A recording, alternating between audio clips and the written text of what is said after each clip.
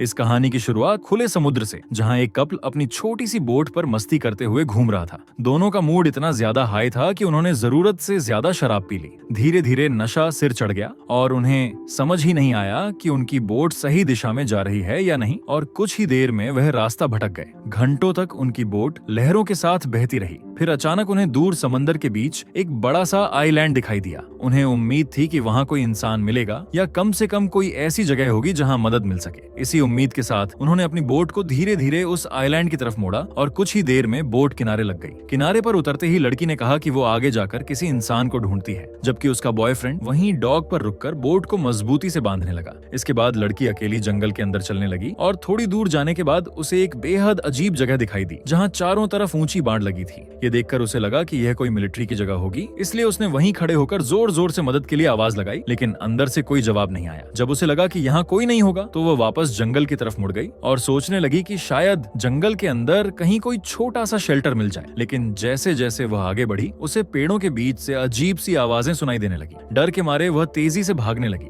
तभी उसे लगने लगा कि कोई उसके बिल्कुल पास आ चुका है। यह समझते ही उसने डर कर अपने बॉयफ्रेंड को जोर जोर से आवाज देने लगी, मगर वह बहुत दूर था और उसे कुछ सुनाई नहीं दिया। इसलिए वह फिर से जान बचाकर भागने की कोशिश करने लगी। लेकिन तभी अचानक कुछ रहस्यमयी जीवों ने उसे पकड़ लिया और उसके पैरों को पकड़कर घसीटते हुए अपनी मांद की तरफ ले जाने लगे। रास्ते में उसने बचने के लिए किसी चीज को पकड़ने की कोशिश की, लेकिन उन जीवों ने उसके हाथ पर झपट्टा मारा और उसकी उंगलियां चबा डाली। दर्द और डर ने उसे पूरी तरह तोड़ दिया और उसने विरोध करना छोड़ दिया। उधर उसके बॉयफ्रेंड को आखिरकार लड़की की चीखें सुनाई दी। वह घबराकर इधर उधर देखने लगा, लेकिन तब तक बहुत देर हो चुकी थी। इसके बाद कहानी शिफ्ट होती है दो भाइयों पर, मार्विन और जॉन, जो अपने छोटे से प्लेन में उसी आइलैंड पर जा रहे थे। दोनों की आपस में जबरदस्त बॉन्डिंग थी और उनके साथ उनके बचपन के दोस्त नोहा और सारा भी आए थे। इनके अलावा निक्की भी थी, जो मार्विन की गर्लफ्रेंड थी। दरअसल यह आइलैंड हमेशा से पूरी तरह खाली नहीं था। पहले यहाँ लोग रहते थे और उन्हीं में से भाइयों का एक अंकल भी इसी जगह रहता था। इसलिए सभी ने मिलकर प्लान बनाया कि इस बार वह उसी पुराने खाली पड़े घर में वीकेंड बिताएंगे, ताकि शहर की भीड़ भाड़ से दूर कुछ दिन आराम और मस्ती कर सकें। जैसे ही वह लोग वहाँ पहुंचे, मार्विन और जॉन सीधे गैरेज में गए, जहाँ एक पुराना जनरेटर रखा हुआ था। दोनों ने उसे चालू करने की कोशिश शुरू कर दी। तभी उनकी नजर अपने अंकल की पुरानी कार पर पड़ी। उन्हें लगा कि इतने सालों बाद ये कार अब पूरी तरह खराब हो चुकी होगी, लेकिन हैरानी तब हुई जब थोड़ी मेहनत के बाद कार स्टार्ट हो गई। उधर घर के अंदर सारा और नोहा अपना सामान सेट कर रहे थे। दोनों ने सोचा कि यहाँ पहुँचने की खुशी में कुछ खास ड्रिंक बनाई जाए, लेकिन घर में बिजली नहीं थी, इसलिए उन्हें जनरेटर चालू होने का इंतजार करना पड़ा ताकि वह ब्लेंडर इस्तेमाल कर सकें। जैसे ही मार्विन और जॉन ने जनरेटर ऑन किया, सारा ने खुशी खुशी ब्लेंडर चलाया, मगर कुछ ही सेकंड में अचानक बिजली फिर से चली गई। सारा और नोहा को समझ नहीं आया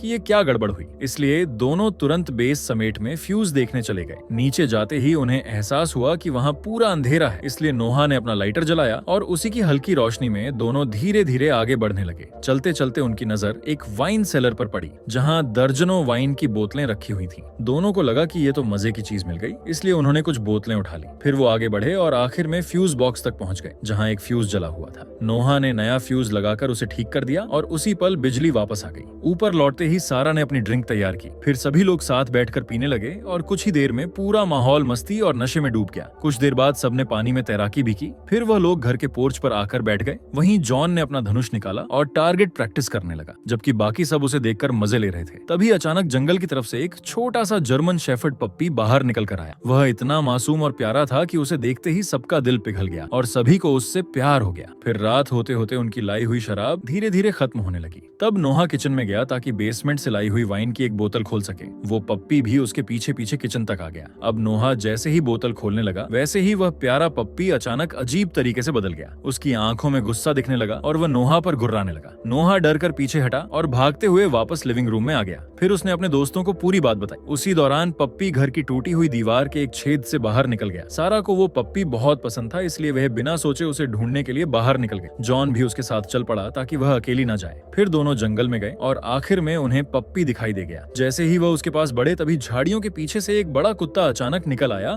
और सीधे सारा पर कूद पड़ा। सारा नीचे गिर गई और जॉन उसे बचाने के लिए आगे दौड़ा, लेकिन उस गुस्से वाले कुत्ते ने बिना किसी वजह सारा के पैर पर जोर से काट लिया। सारा दर्द से चीख पड़ी और उसी पल वो बड़ा कुत्ता पप्पी को लेकर जंगल में भाग गया। जब दोनों किसी तरह वापस घर पहुंचे तो सारा की चोट देखकर सब घबरा गए। मार्विन और निक्की को तुरंत लगा कि वह कुत्ता शायद रैबिट से संक्रमित हो सकता है, इसलिए उन्होंने साफ कहा कि अगली सुबह ही शहर लौटना जरूरी है ताकि सारा का इलाज तुरंत शुरू हो सके। लेकिन जॉन ने उनकी बात को हल्के में लिया और बोला कि इतनी जल्दी घबराने की जरूरत नहीं है, इलाज बाद में भी हो सकता है और और वह लोग वीकेंड खत्म होने के बाद आराम से वापस जा सकते हैं। फिर जॉन ने यह फैसला सारा पर छोड़ दिया। सारा ने अपनी चोट को देखते हुए भी यही सोचा कि कुत्ते ने हमला सिर्फ अपने पप्पी को बचाने के लिए किया होगा। वह नहीं चाहती थी कि उसकी वजह से सबकी छोटी सी छुट्टी खराब हो जाए, इसलिए उसने तय कर लिया कि वह लोग सोमवार तक उसी घर में रुकेंगे। इसके बाद सब लोग सोने चले गए, पर रात में जॉन की नींद खुली और वह पानी पीने के लिए बाहर आया। तभी उसकी नजर खिड़की के पास खड़ी सारा पर पड़ी, जो बहुत परेशान और खोई खोई सी लग रही थी। जॉन ने उसे आवाज दी और बात करने की कोशिश की, लेकिन सारा ने कोई जवाब नहीं दिया। वो बस चुपचाप जॉन की तरफ बढ़ने लगी और जैसे ही वह उसके पास पहुंची, उसने अचानक जॉन को बहुत जोर से किस करना शुरू कर दिया।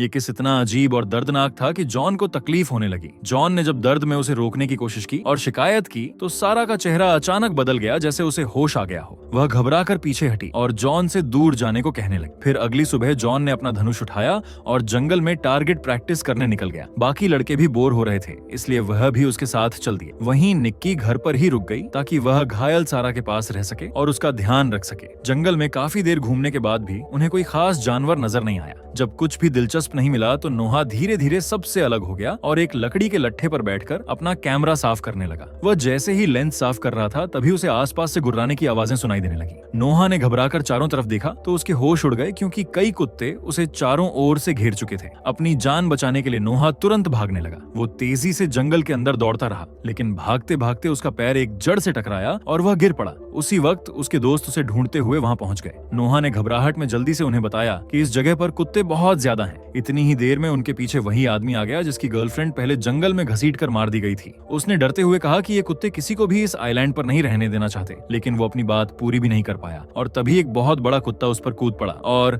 उसे ढलान की तरफ गिरा दिया। उसी पल पूरा झुंड उस आदमी पर टूट पड़ा और उसे जिंदा खा गया। ये खौफनाक नजारा देखकर मार्विन, जॉन और नोहा की सांसें अटक गईं और वह डर के मारे दौड़ते हुए घर की तरफ भागने लगे। जैसे ही वह लगभग घर के पास पहुंचे, उन्होंने देखा कि जो लड़कियां पानी में थीं, उन पर भी कुत्ते हमला करने के लिए तेजी से बढ़ रहे थे। लेकिन जैसे ही वह घर के अंदर घुसने वाले थे, तभी एक कुत्ता निक्की के पैर पर झपट पड़ा और उसकी पैंट पकड़कर उसे जोर से खींचने लगा। निक्की को बचाने के लिए जॉन ने तुरंत अपना धनुष उठाया और तीर चला दिया, मगर निशाना चूक गया और तीर कुत्ते की जगह निक्की के पैर में जा। निक्की दर्द से चीख उठी, लेकिन उसी झटके में कुत्ता डरकर पीछे हट गया और वह किसी तरह बच गई। अब सब लोग भागकर घर के अंदर पहुंचे। अंदर आते ही मार्विन ने जल्दी से प्लास निकाला, तीर का हिस्सा तोड़ा और धीरे धीरे उसे निकालकर निक्की के पैर पर पट्टी बांधने लगा। उसी वक्त सबके दिमाग में एक ही सवाल घूम रहा था कि आखिर यह जगह इतनी सुनसान क्यों हो गई थी और यहाँ इतना खौफनाक सब कुछ कैसे हो रहा था। तभी जॉन ने एक बात याद करके सबको बताया कि कुछ साल पहले उसके अंकल ने कहा था कि इस आइलैंड का एक हिस्सा एक कंपनी ने किराए पर लिया था। वहाँ एक कैनल बनाया गया था जहाँ कुत्तों को ट्रेनिंग दी जाती थी ताकि आंखों से कमजोर लोगों के लिए उन्हें गाइड डॉग बनाया जा सके। लेकिन कुछ समय बाद वहाँ एक कुत्ते को रेबीज हो गया था और क्योंकि संगीत सारे कुत्ते एक ही जगह रहते थे, बीमारी बहुत तेजी से फैल गई। फिर कई संक्रमित कुत्ते ट्रेनिंग सेंटर से भाग निकले और पूरे आइलैंड में फैल गए। हालात बिगड़ते देख कैनल बंद कर दिया गया और वहाँ रहने वाले सभी लोगों को भी हटा दिया गया। तभी से यह आइलैंड सुनसान बन गया था। लेकिन जॉन को एक बात अब भी समझ नहीं आ रही थी कि अगर रेबीज 1 साल पहले फैल चुका था तो इतने समय में यह कुत्ते मर जाने चाहिए थे, फिर यह अब तक जिंदा कैसे थे। लेकिन बात पूरी तरह साफ भी नहीं हो पाई थी कि नोहा घबरा कर चिल्लाने लगा। वो बार बार कह रहा था कि दोनों घायल लड़कियों को तुरंत इलाज चाहिए और उन्हें किसी भी तरह मदद बुलानी होगी। मगर उसकी तेज आवाजें सुनते ही अचानक एक कुत्ता खिड़की से छलांग लगाकर अंदर घुस आया और सीधे नोहा पर टूट पड़ा।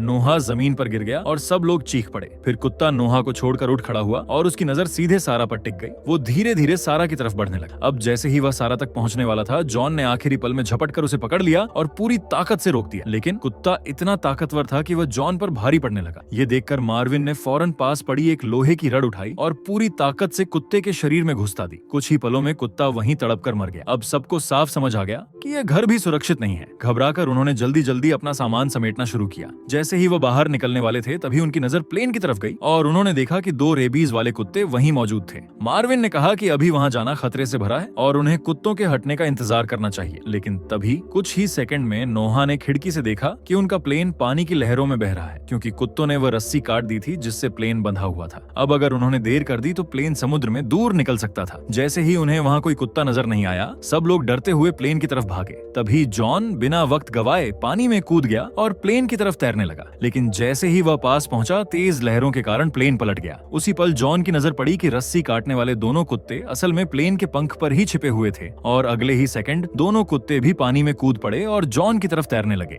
जॉन घबराकर तुरंत पलटा और पूरी ताकत से वापस अपने दोस्तों की तरफ तैरने लगा। जब जॉन किसी तरह जमीन पर पहुंचा, तभी एक कुत्ता फिर से उन पर हमला करने दौड़ा। इस बार नोहा ने अपना बेसबॉल बैट घुमाकर उसे जोर से मारा और पीछे धकेल दिया और मौका मिलते ही सब लोग भागते हुए वापस घर की तरफ दौड़ पड़े और बाकी कुत्तों से किसी तरह बचते हुए अंदर घुस गए। घर पहुंचते ही उन्होंने बिना समय गवाए खिड़कियों और दीवारों के टूटे हिस्सों को लकड़ी के बोर्ड लगाकर बंद करना शुरू कर दिया ताकि कोई कुत्ता अंदर ना आ सके। जब ये काम पूरा हो गया तो नोहा ने तुरंत इमरजेंसी कॉल करने की कोशिश की, लेकिन वहां मोबाइल में बिल्कुल नेटवर्क नहीं था। इसके बाद मार्विन और जॉन ने मारे गए कुत्ते की लाश को कपड़े में लपेटा और बाहर फेंक दिया ताकि बदबू और डर का माहौल अंदर ना रहे। फिर उन्होंने बैठकर तेजी से फैसला लिया कि अब यहाँ रुकना सही नहीं है। उन्हें बचने के लिए आइलैंड के दूसरे सिरे तक जाना होगा। तभी उन्हें याद आया कि जो खून से सना आदमी भागकर यहाँ तक पहुंचा था, वह भी जरूर किसी रास्ते से दूसरे हिस्से से आया होगा और इसका मतलब था कि वहाँ कहीं न कहीं एक बोट मौजूद हो सकती है। फिर मार्विन ने यह भी कहा कि अगर बोट नहीं मिली तो कोई कम्युनिकेशन सिस्टम जरूर हो सकता है जिससे मदद बुलाने का एक मौका मिल जाए। इसी उम्मीद में सबने तय कर लिया कि अब उन्हें हर हाल में वहाँ तक पहुँचना ही होगा। प्लान बनते ही वो लोग गैरेज की तरफ जाने लगे ताकि पुरानी कार को फिर से स्टार्ट करके जल्दी निकल सकें। लेकिन जैसे ही वो बाहर निकले, उन्होंने देखा कि कुत्तों का झुंड उस कुत्ते की लाश पर टूट पड़ा था जिसे वो बाहर फेंक कर आए थे, जहाँ कुत्ते उसे नोच नोच कर खा रहे थे। ये नजारा देखकर तीनों की हिम्मत टूट गई और वह तुरंत पलटकर घर के अंदर भाग आए। अब उन्हें समझ आ गया कि जमीन से होकर गैरेज तक जाना सीधा खतरा है, इसलिए उन्होंने दूसरा तरीका सोचने का फैसला किया। तभी मार्विन की नजर घर से गैरेज तक लगी एक मोटी रस्सी पर पड़ी। उसने तुरंत नया प्लान बनाया और कहा कि वह रस्सी के सहारे ऊपर से ही गैरेज तक पहुंच सकता है, लेकिन इसके लिए उसे बाहर लगी जिप लाइन की पुली चाहिए थी। मार्विन ने हिम्मत जुटाई और बाहर निकला। उसने देखा कि कुत्ते अभी भी लाश खाने में व्यस्त थे, इसलिए वह धीरे धीरे चुपचाप आगे बढ़ा और पुली की तरफ दौड़ पड़ा। उसने पूरी कोशिश की कि कोई आवाज ना हो, मगर फिर भी एक कुत्ते की नजर उस पर पड़ गई। पर मार्विन ने जल्दी से पुली उठाई और पूरी ताकत से भागते हुए वापस घर के अंदर आ गया और किसी तरह खुद को सुरक्षित कर लिया। इसके बाद मार्विन ने पुली को उस रस्सी पर लगा दिया जो गैरेज तक जाती थी, लेकिन उस समय निक्की ने मार्विन को समझाया कि वो हल्की है, इसलिए कार लाने के लिए वहीं जाएगी।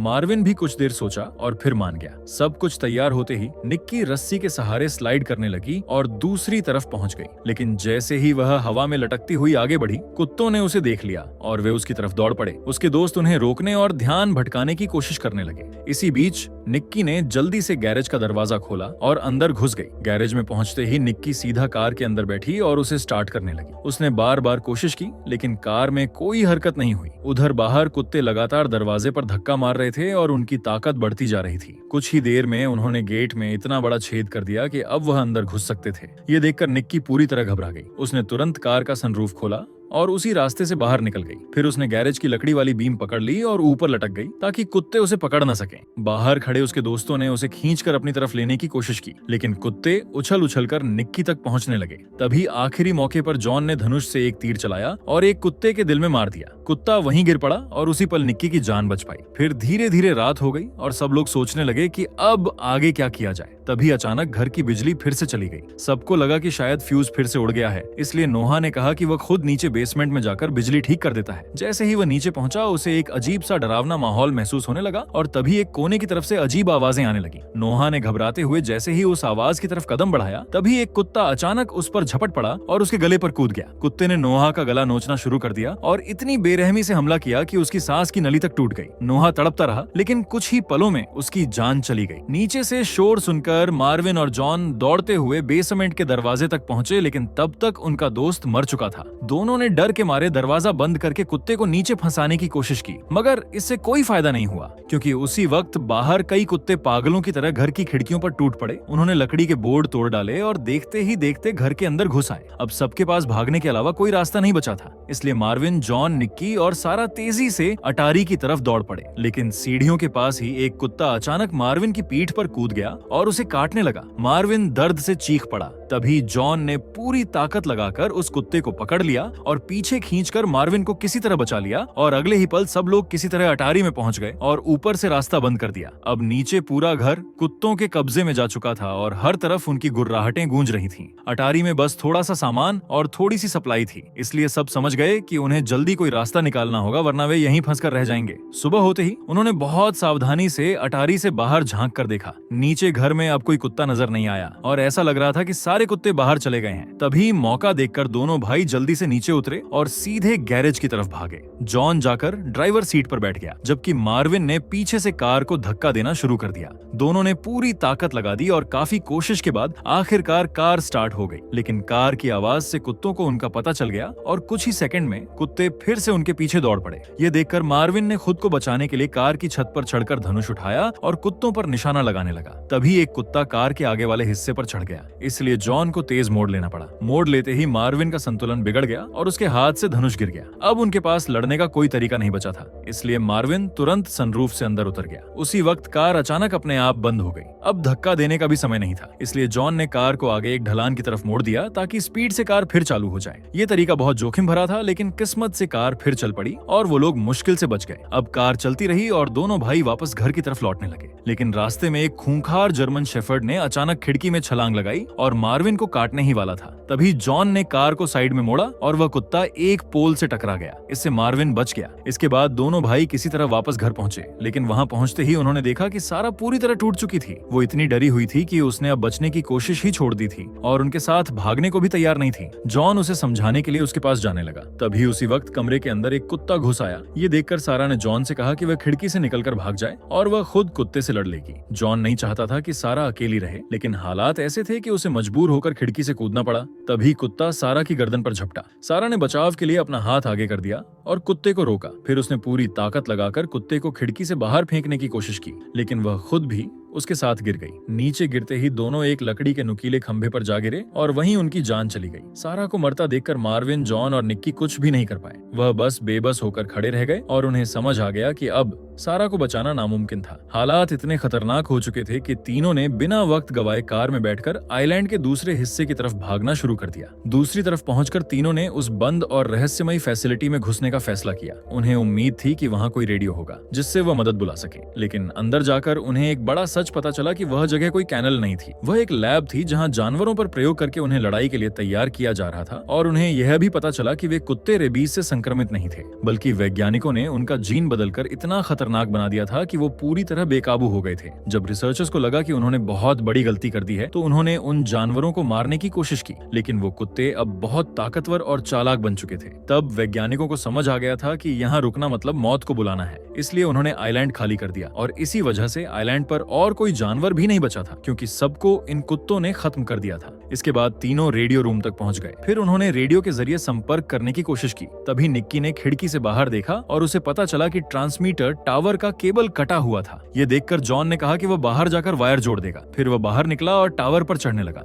ऊपर से उसे एक बोट भी दिखाई दी जो डॉग के पास बंधी हुई थी। फिर जॉन ने सिग्नल दिया तो निक्की ने अंदर जाकर रेडियो की रेंज बढ़ाने के लिए एम्पलीफायर ऑन कर दिया, लेकिन जैसे ही उसने बटन दबाया अचानक शॉर्ट सर्किट हो गया और वायरिंग में आग लग गई। उसी वक्त जॉन को भी जोर का झटका लगा और वह टावर से नीचे गिर पड़ा। वो जिंदा बच गया, लेकिन बहुत बुरी हालत में था। उधर आग फैलने लगी और पूरे इलाके में धुआं भरने लगा। तभी कुत्तों ने उन्हें ढूंढ लिया। उन्होंने बाढ़ के नीचे खुदाई करके अंदर घुसने की कोशिश की और जॉन पर हमला कर दिया। ये देखकर मार्विन ने बेसबॉल बैट उठाया और बाहर दौड़ पड़ा। वो कुत्तों से लड़ने लगा ताकि जॉन बच सके। उधर अंदर निक्की ने एक गैस सिलेंडर देखा। उसने उसका वॉल्व खोल दिया और गैस को कमरे में फैलने दिया। जब उसे लगा कि गैस काफी फैल चुकी है तो उसने दरवाजा खोल दिया ताकि गैस आग तक पहुंच जाए। जैसे ही गैस आग से मिली, एक बड़ा धमाका हुआ। उस धमाके में अंदर मौजूद कई कुत्ते जलकर मर गए। बाहर मार्विन और जॉन चारों तरफ से घिर चुके थे। उन्हें लग रहा था कि अब बचने का कोई मौका नहीं है। तभी निक्की कार लेकर वहां पहुंची। उसने कार से कई कुत्तों को कुचल दिया और दोनों को बचा लिया। अब तीनों कार में बैठे थे और उन्हें बोट की लोकेशन पता थी। वह तेजी से उसी तरफ गए और कार को सीधे पानी में उतार दिया। कुत्ते पीछे पीछे दौड़ते आए, लेकिन तब तक तीनों डूबती कार से बाहर निकल चुके थे और वह तैरकर डॉक तक पहुंचे और जल्दी से बोट पर चढ़ गए। इसके बाद उन्होंने बोट स्टार्ट की और आइलैंड से भाग निकले। पीछे दूर किनारे पर कुत्ते खड़े होकर उन्हें देखते रहे। कुछ देर बाद जब वो समुद्र के बीच पहुंच गए तो उन्हें लगा कि अब वह सुरक्षित है, लेकिन तभी एक भयानक सच सामने आया कि उसी बोट पर कहीं एक खूंखार कुत्ता छिपा हुआ था। और इसी डर के साथ ये कहानी यहीं खत्म हो जाती है।